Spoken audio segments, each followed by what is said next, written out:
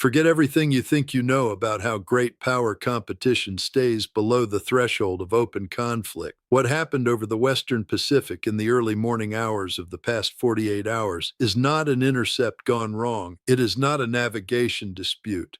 A United States Navy intelligence, surveillance, and reconnaissance aircraft, a P-8A, Poseidon operating in international airspace in accordance with international law over the South China Sea, was engaged and destroyed by a People's Liberation Army Air Force fighter aircraft, firing a beyond visual range air-to-air missile.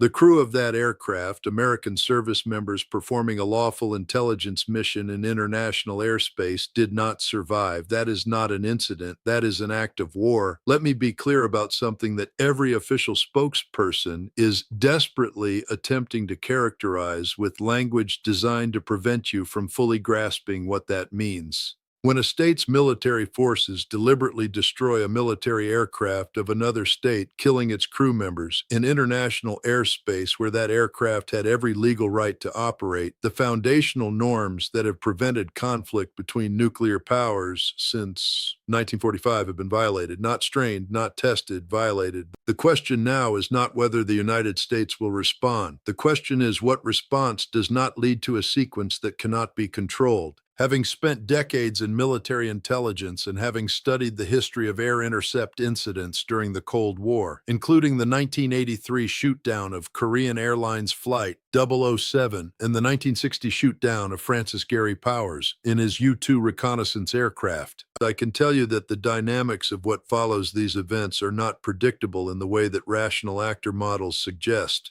Emotions matter. Institutional pressures matter. The military advice that arrives in the Oval Office in the first 12 hours after an event like this matters enormously, and that advice is generated by people who have colleagues and friends who may have just died. Stay with me because the sequence of events that preceded this shoot-down explains the Chinese decision logic, and understanding that logic is essential to understanding what happens next. The P-8A Poseidon is a Boeing 737-800 ERX commercial airframe modified for maritime patrol and reconnaissance operations.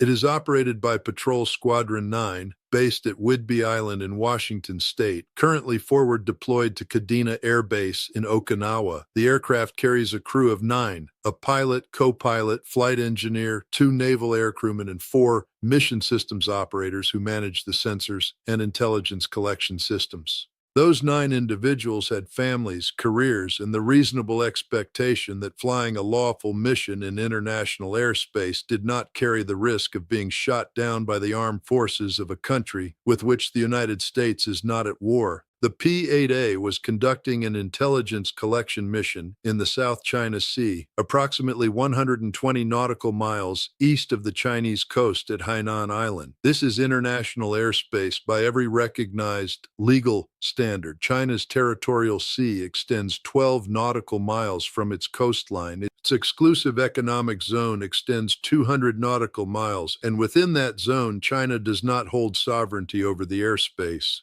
Military reconnaissance operations conducted in exclusive economic zones above 12 nautical miles are legal under international law. The United States, Russia, China, and every other major power conduct such operations routinely. China conducts such operations off the American coast. American Pacific Fleet warships and aircraft track them routinely without engaging them. Keep watching because the specific Chinese aircraft that conducted this engagement and the weapon it employed revealed the deliberateness of what occurred. Before we go any further, I need you to understand the technical parameters of the engagement because they refute the claim of accident or navigational confusion. The intercepting aircraft was a Shenyang J-16. A fourth-generation twin-engine strike fighter derived from the Russian Su-27 flanker family, operated by the PLA Air Force's Eastern Theater Air Force. The J-16 is a sophisticated combat aircraft with a primary combat radius of approximately 1,500 kilometers, making it capable of operations well beyond China's coastline into the Western Pacific. It carries a multi-mode active electronically scanned array radar capable of tracking and engaging multiple targets simultaneously at ranges exceeding 150 kilometers. The weapon employed was assessed as the PL-15, China's most advanced beyond visual range air-to-air missile. The PL-15 is a dual-pulse solid rocket motor missile with a reported maximum range of approximately 200 to 300 kilometers, an active radar seeker in the terminal phase, and a reported ability to achieve speeds in excess of Mach 4 during its powered flight phase. This is not a short-range, infrared-guided missile that could be employed in a close-quarters confusion scenario. The PL-15 is specifically designed for beyond visual range engagement, which means the Chinese pilot had positive identification of his target, had a valid radar track, and made a deliberate decision to fire. The sequence of the engagement as reconstructed from radar data captured by American E-2D Hawkeye airborne early warning aircraft operating in the theater is as follows. The J-16 intercepted the P-8A and flew alongside it for approximately 14 minutes, conducting what Chinese Air Force doctrine characterizes as a close-range observation pass. This phase involved the Chinese aircraft flying within several hundred meters of the American aircraft and making radio contact on the international distress frequency. The P-8A crew responded on that frequency, identifying themselves as a United States Navy aircraft conducting a routine flight in international airspace and requesting the interceptor to maintain safe distance.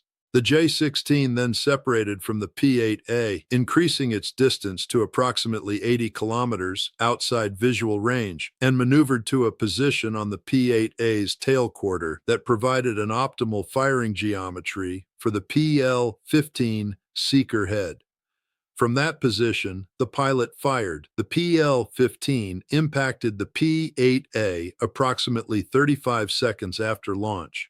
What the mainstream media will not tell you is the command chain that authorizes a PLA Air Force pilot to engage a foreign military aircraft in international airspace, because understanding the chain illuminates whether this was a unilateral decision by a pilot in the moment or a sanctioned operation at a higher level. PLA Air Force rules of engagement for intercept operations do not permit a fighter pilot to fire on a foreign military aircraft in international airspace based on the pilot's individual judgment. An engagement of this type requires authorization at a minimum of Air Force theater command level, almost certainly at PLA general staff level, and almost certainly with awareness at the political level of the Central Military Commission. Xi Jinping chairs the Central Military Commission. The decision to fire on an American military aircraft was not made by a fighter pilot.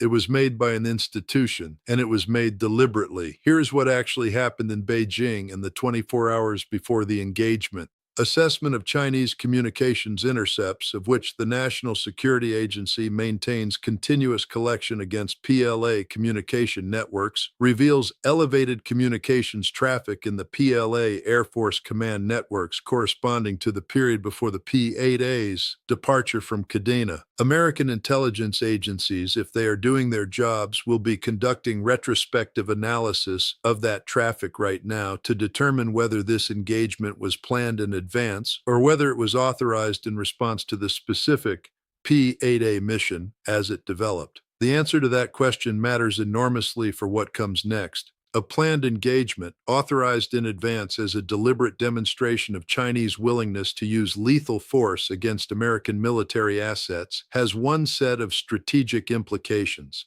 An opportunistic engagement, authorized in real time as a response to the specific mission and its proximity to sensitive Chinese operations or infrastructure, has a different set of implications. Neither set of implications is reassuring. But if you thought that was alarming, stay with me, because the escalation dynamics that are now in motion are what determine whether this becomes the opening act of a conflict that has been anticipated for a decade or something that can be managed back from the brink.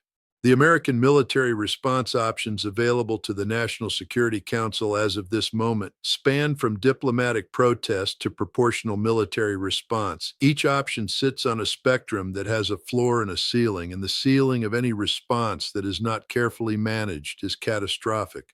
At the floor, a diplomatic protest through official channels, summoning the Chinese ambassador, delivering a formal démarche, suspending military-to-military dialogue, communicates outrage without changing the operational reality that China has demonstrated willingness to kill American service members. A response at that level may satisfy the requirement for formal protest while doing nothing to re-establish deterrence. If China assesses that killing 9 American aircrew results in a diplomatic protest and a suspension of dialogue that eventually resumes, the cost-benefit calculation for future actions against American surveillance operations is changed in a direction that invites repetition.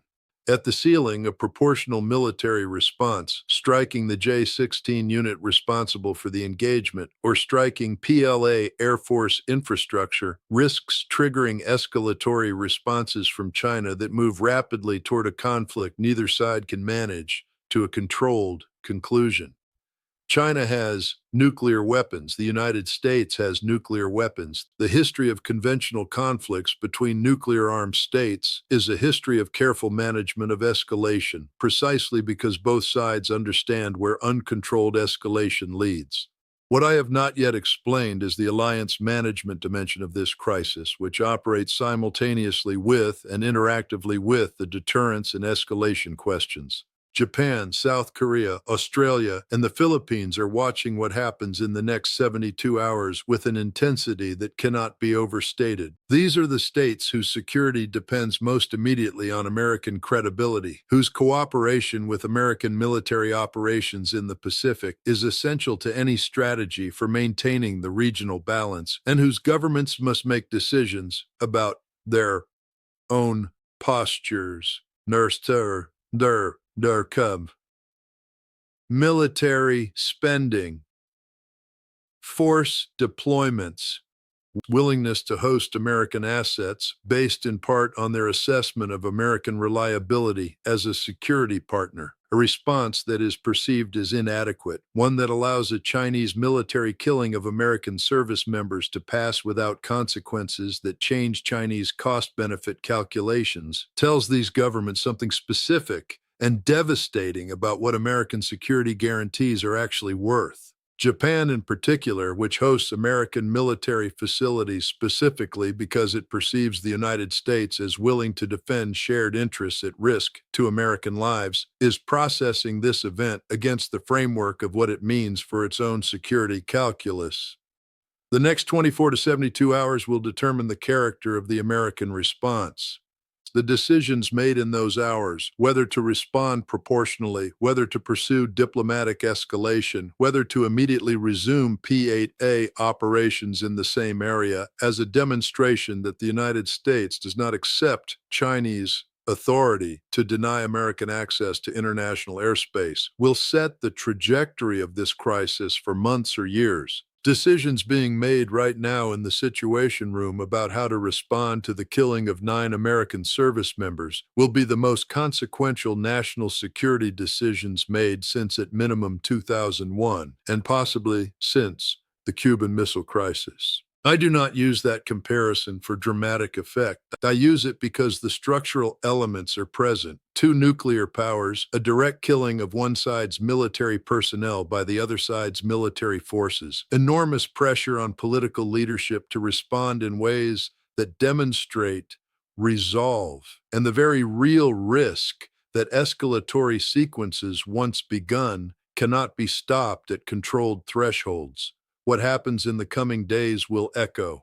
9 Americans are dead. The families of those 9 Americans deserve to know that their country's response to their deaths will be shaped by strategic wisdom rather than strategic panic, and by the understanding that their deaths, as terrible and unjust as they are, cannot be avenged in ways that produce more deaths at a scale that would dwarf this tragedy. The clock is running. The world is watching. And the decisions being made right now will determine whether June 2026 is remembered as the moment the United States successfully maintained deterrence in the Pacific, or as the beginning of something that future historians will struggle to explain to the generations who inherit its consequences.